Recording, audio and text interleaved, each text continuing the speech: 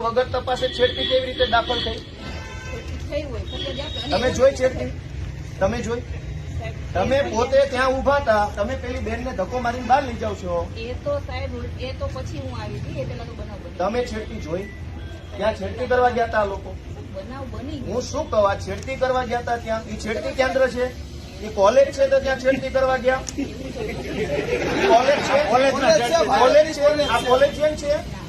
તો ટેકાના ભાવની ખરીદી કરનારા લોકો ખેડૂત પાસેથી પૈસા માંગે છે, એના માટે કોઈ એમને જાણ કરી, તો આનું શું છે? એક મિનિટ, તમે એમ કહો જ્યાં રજૂઆત કરવાની એને કરો. પ્રાંત અધિકારીને 18, 19, 20 તારીખે 3 વખત રજૂઆત કરી. આરએસસી કલેક્ટરને 18 ને 22 તારીખે 2 વાર રજૂઆત કરી.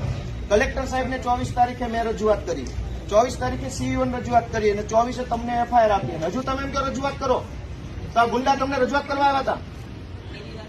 બેન, ભગવાનથી ડરો, ભગવાનથી ડરો. તો ધીમે એટલે પણ હું કઈ ખાઈ ગયો?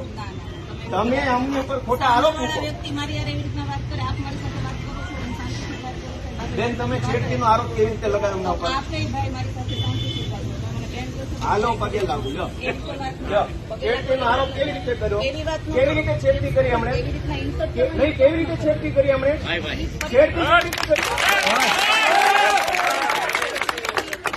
ફરિયાદીનો બધું કે છે, મેં કીધું પગે લાગુ. પગે લાગુ. લો, છેડતી કેવી રીતે કરી? બેન,